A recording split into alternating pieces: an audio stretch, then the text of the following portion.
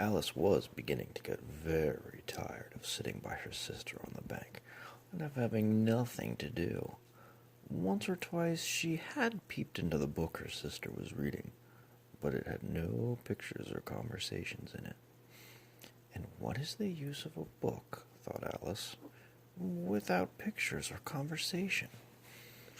So she was considering in her own mind, as well as she could, for the hot day made her feel very sleepy and stupid.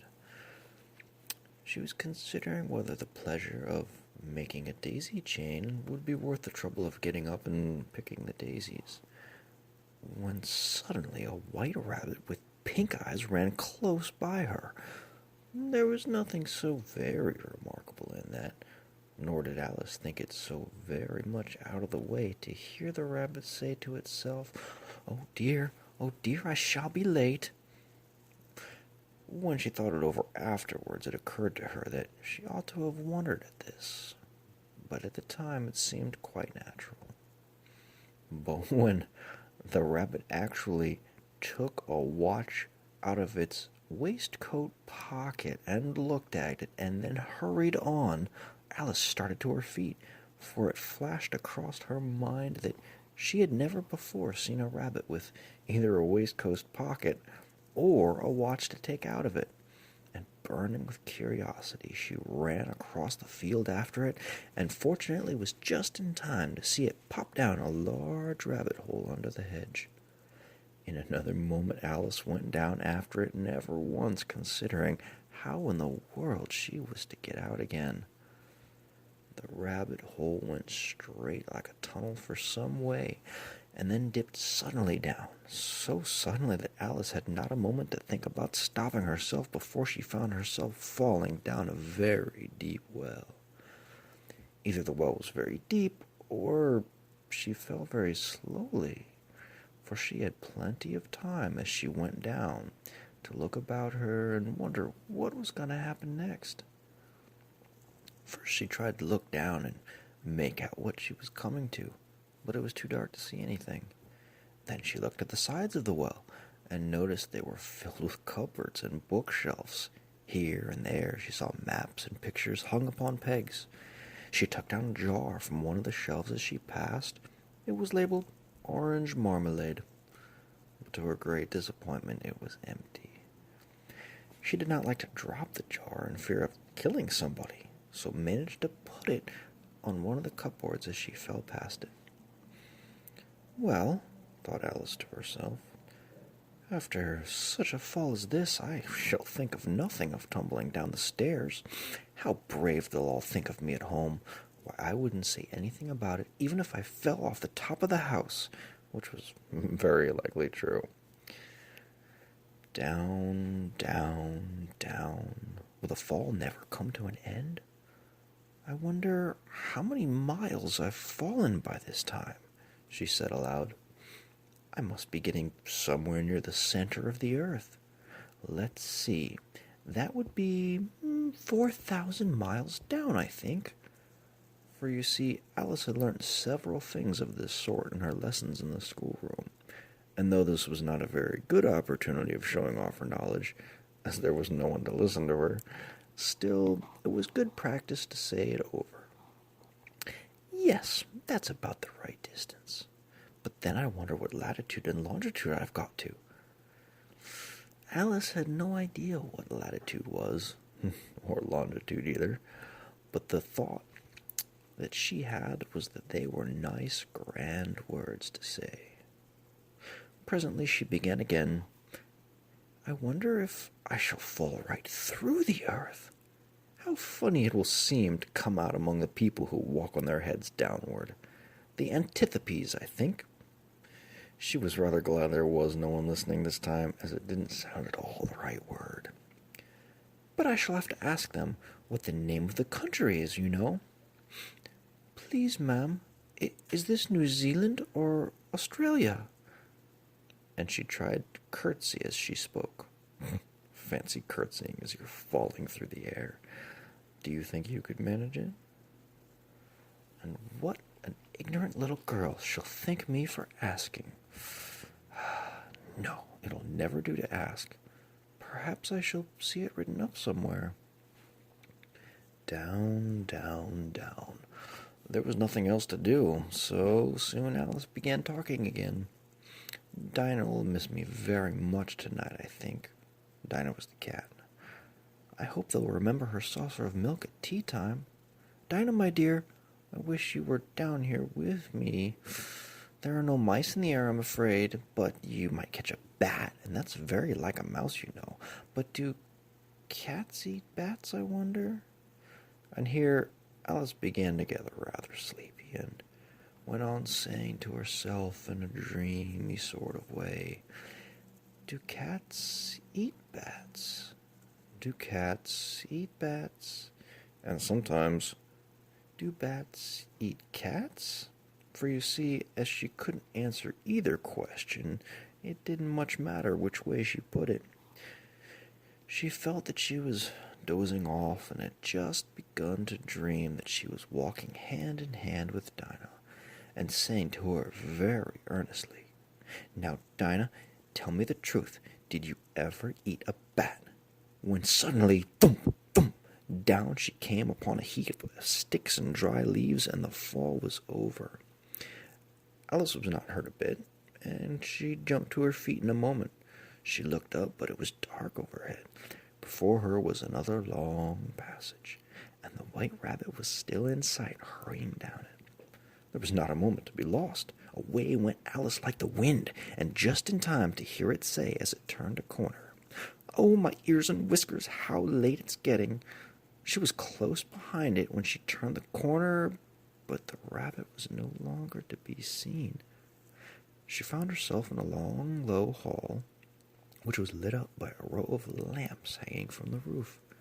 There were doors all around the hall, but they were all locked.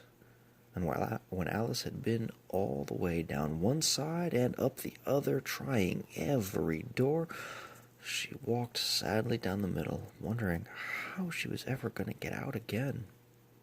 Suddenly she came upon a little three-legged table, all made of solid glass.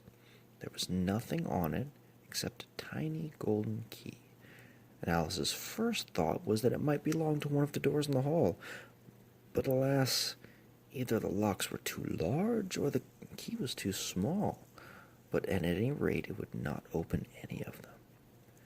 However, on the second time around, she came upon a low curtain she had not noticed before, and behind it was a little door about 15 inches high. She tried the little golden key in the lock, and to her great delight it fitted. Alice opened the door and found that it led to a small passage, not much larger than a rat hole. She knelt down and looked along the passage into the loveliest garden you ever saw. How she longed to get out of that dark hall and wander about among those beds of bright flowers and those cool fountains. But she could not even get her head through the doorway. And even if my head would go through, thought poor Alice, it would be of very little use without my shoulders. Oh, how I wish I could shut up like a telescope. I think I could if I only knew how to begin. For you see, so many out-of-the-way things had happened lately that Alice had begun to think very few things indeed were really impossible. There seemed to be no use in waiting by the little door, so she went back to the table, half hoping she might find another key on it, or at any rate a book of rules for shutting people up like telescopes. This time she found a little bottle on it. "Which certainly was not here before," said Alice, and round the neck of the bottle was a paper label with the words, "Drink me," beautifully printed on it in large letters. It was all very well to say "drink me," but the wise little Alice was not going to do that in a hurry. "No, I'll look first," she said, "and see whether it's marked poison or not." For she had read several nice little histories about children who had gotten burned and eaten up by wild beasts and other unpleasant things. all because they would not remember the simple rules their friends had taught them, such as that a red-hot poker will burn you if you hold it too long, and that if you cut your finger very deeply with a knife, it usually bleeds. And she had never forgotten that if you drink much from a bottle marked poison, it is almost certain to disagree with you sooner or later. However, this was not a bottle marked poison, so Alice ventured to taste it, and finding it had a very nice, in fact it was a sort of mixed flavor, cherry tart, custard, pineapple, roast turkey, toffee, and hot buttered toast. She very soon finished it off. "What a curious feeling," said Alice. I must be shutting up like a telescope." And so it was indeed. She was now only 10 inches high, and her face brightened up with the thought that she was now the right size for going through the little door into that lovely garden. First, however, she waited a few minutes to see if she was going to shrink any further. She felt a little nervous about this. "For it might end, you know," said Alice to herself, "in my going out altogether like a candle. I wonder what I should be like then." And she tried to fancy what the flame of a candle is like after the candle is blown out, for she could not remember of seeing such a thing ever. After a while, finding that nothing more happened, she decided to go on into the garden at once. But alas for poor Alice, when she got to the door, she found she had forgotten the little golden key, and when she went back to the table for it, she found she could not possibly reach it. She could see quite plainly through the glass, and she tried her best to climb up on one of the legs of the table, but it was too slippery, and when she had tired herself out with trying, the poor little thing sat down and cried. "Come, there's no use in crying like that," Alice said to herself rather sharply. "I advise you to leave off this minute." She generally gave herself very good advice, though she very seldom followed it. And sometimes she scolded herself so severely as to bring tears to her own eyes.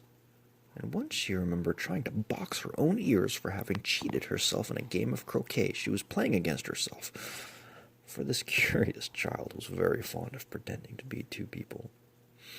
"But it is no use now," thought poor Alice, "to pretend to be two people. Why, there's hardly enough left of me to make one respectable person." Soon her eye fell on a little glass box that was lying under the table. She opened it and found a very small cake, on which the words, "Eat me," were beautifully marked in currants. "Well, I'll eat it," said Alice, "and if it makes me grow larger, I can reach the key.